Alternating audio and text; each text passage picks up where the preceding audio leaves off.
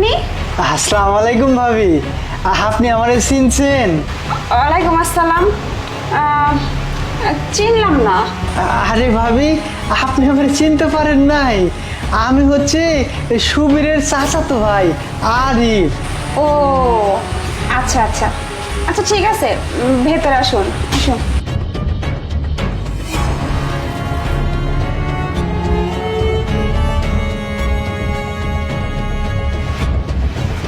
আরিফ, তুই কখন আসলি?